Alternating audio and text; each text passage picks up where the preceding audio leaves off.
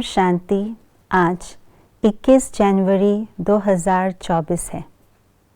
योगी तो आत्मा भविष्य में क्या बनते हैं और योगी तो आत्मा इस वर्तमान संगम युग में किस प्रकार के पुरुषार्थ करते हैं, आइए आज के स्लोगन द्वारा जानते हैं। सूर्यवंश में जाना है तो योगी बनो, योद्धे नहीं।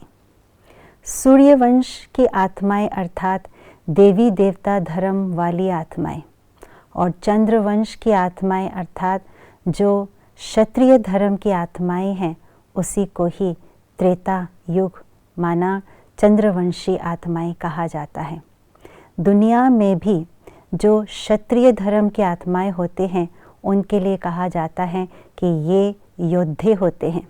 देश की रक्षा के लिए, अपने ज़मीन की रक्षा के लिए वो युद्ध करते हैं और रक्षा करते हैं। ठीक उसी प्रकार से बाबा भी कहते हैं जो चंद्रवंशी आत्माएं होते हैं वो योद्धे होते हैं, युद्ध करने वाली आत्माएं।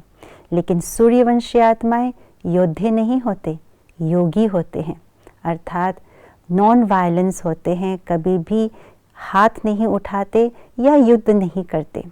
यहाँ पर युद्ध करना और युद्ध ना करना का भावार्थ यही है कि माया से अंदर ही अंदर युद्ध करना।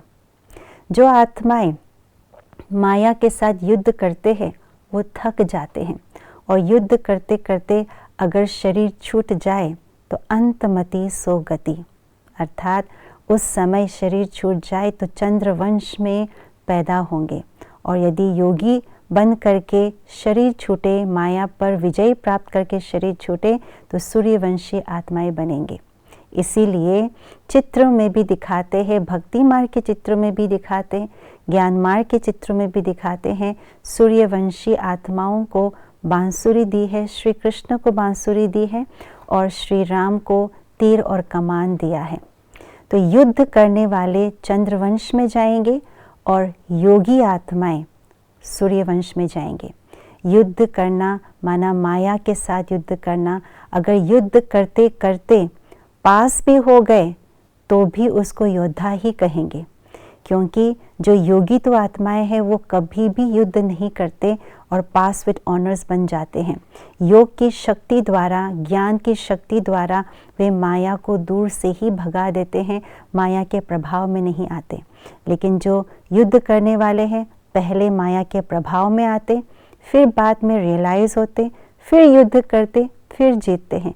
तो सारी एनर्जी, सारे खजाने समाप्त कर देते हैं, इसलिए वे चंद्रवंशी होते हैं। तो इसलिए सूर्यवंशी बनना है तो योगी बनना है, ज्ञानी बनना है, ना कि योद्धे।